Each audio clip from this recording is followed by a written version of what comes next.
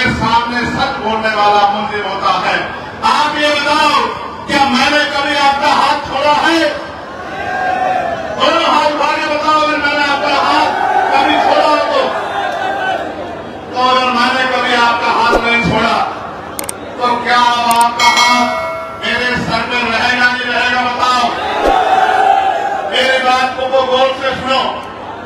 मुस्लिम समाज के भाइयों, जब मुस्लिम समाज पे चाहे वक्त का मामला हो या आपकी मस्जिदों मदरसों दरगाहों को जमीन करके या बुलडोजर चला के जब मुस्लिम भाइयों को नुकसान पहुंचाने का काम किया हो, इंसानियत की आवाज को बीमार में आजाद समाज पार्टी ने मजबूत करने का काम किया और सरकार से लोहा लेने का काम किया। बहुत सारे लोगों को तो मुसलमान नाम कहने में भी तकलीफ होती है, लेकिन बीमार में आजाद समाज पार्टी ने कभी इस तरह का व्यवहार आपके साथ नहीं किया। और आप जिनको वोट देते हो, वो वोट लेने के बाद 5 साल कभी दिखाई भी नहीं देते। जब आप काम कराने जाते हो तो वो कहते हैं हमारे पास ताकत नहीं है। अरे मैं समझता हूँ आप में ताकत नहीं है, उससे भी बड़ी बात यह है कि आप इनको पैरों पर खड़ा ही नहीं करना चाहते। आज प्रदेश की स्थिति क्या है? आज प्रजापति, कश्यप, सैनी, मौर्य, साक्य, कुशवाहा, बिंद, राजपूत, केवल, मल्ला, जाट, कुंवर, यादव, तमाम पिछड़े वर्ग के लोग, जाटा समाज के लोग, भानु समाज के लोग, वाल्मीकि समाज के लोग, पासी समाज के लोग, तमाम उनके पढ़े लिखे बच्चे बेरोजगार घूम रहे हैं। कहीं कोई रोजगार नहीं है। कोई भर्ती आती है तो पेपर लीक हो जाता है, कोई भर्ती आगे बढ़ती है तो आरक्षण का घोटाला हो जाता है। 69,000 शिक्षक भर्ती में जो धर्म की बात करते हैं, दलित पिछड़े वर्ग के बच्चों के 20,000 पर लूटने का काम इसी उत्तर प्रदेश की सरकार ने किया और उन पर मुकदमा दर्ज करा के उनको मिठाई खिलाने का काम इसी उत्तर प्रदेश की सरकार ने किया। सम्मानित साथियों, अगर सरकारी नौकरी नहीं होगी तो फिर आपके बच्चे कैसे आगे बढ़ेंगे? प्राइवेट सेक्टर में क्या है हमारे पास? इसलिए मैंने पार्लियामेंट में प्राइवेट मेंबर बिल में लेके आया कि भाई प्रतिनिधि क्षेत्रों में भी कमजोर वर्गों के लोगों को आरक्षण मिलना चाहिए। और आरक्षण की कीमत उनसे पूछो जिनका बच्चा इस आरक्षण की वजह से नौकरी पर गया है। नौकरी पर जाने के बाद उसने अपने गरीब परिवार के आंसू पूछने का काम किया। जिन्होंने आरक्षण की लड़ाई नहीं लड़ी, उनको आरक्षण की शक्ति का नहीं पता है।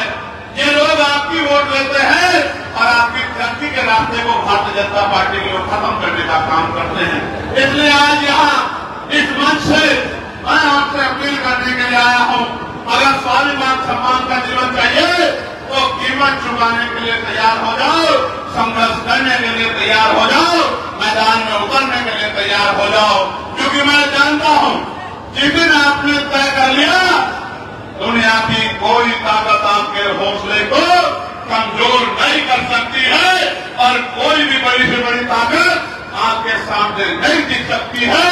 ये बात मैं डॉक्टर बाबा साहब अम्बेडकर के मानने वालों की जानता।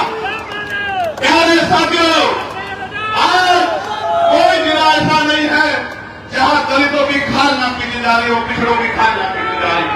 कोई ऐसा जिला नहीं है। कहीं मार के लटकाते हैं, कहीं बहन बेटियों का रेप करते हैं, कहीं घर जलाते हैं। जो जमीनें हमें मिली थी, सरकार उन जमीनों को छीनने का काम कर रही है और कोई आपका रखवाला दूर दूर तक नजर नहीं आता। जो आज आपके साथ नहीं खड़ा, वो कल आपकी क्या मदद करेगा? मैं आपको ऐलान करके कहता हूं, अगर आपकी तरफ कोई हाथ उठाए तो भीम आर्मी आजाद समाज पार्टी को याद करना। ये सब लोग आपके सम्मान में और आपकी ताकत को बढ़ाने के लिए एक चोटी का जोर लगाने का काम करेंगे, ये विश्वास दिलाने के लिए आया। और क्योंकि मैं ये भी जानता हूं, मैंने ये सुना है कि मेरठ जिसके साथ होता है उत्तर प्रदेश और केंद्र में उसी की बात गलती है।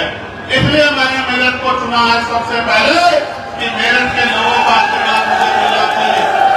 बताओ मेरठ का आशीर्वाद मिलेगा नहीं मिलेगा? अब एक बात को गौर से सुनना, नौजवानों आपसे भी कह रहा हूं, बहुत तमन्ना लेके हम लोग संघर्ष में कि बुनियादी सुविधा मिले, रोटी कपड़ा मकान मिले, नौजवानों को रोजगार खत्म हो।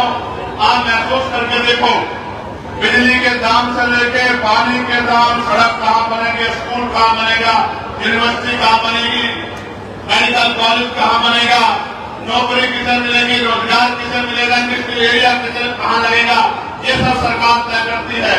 और 2027 में 15 साल का सूखा हो जाएगा। 15 साल का, 15 साल में क्या देखा आपने? थाने में जाते हो सुनवाई नहीं होती, सरकारी दफ्तरों में जाते हो सुनवाई नहीं होती, जुर्म जाती होती है, न्याय नहीं मिलता।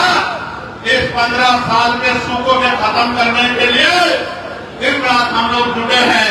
इस सूखे को खत्म करने में मदद कराओगे नहीं कराओगे बताओ? जब नगीना के लोग इस सूखे को खत्म कर सकते हैं, तो क्या मेरठ के लोग इस सूखे को खत्म नहीं कर सकते हैं? क्या बताओ?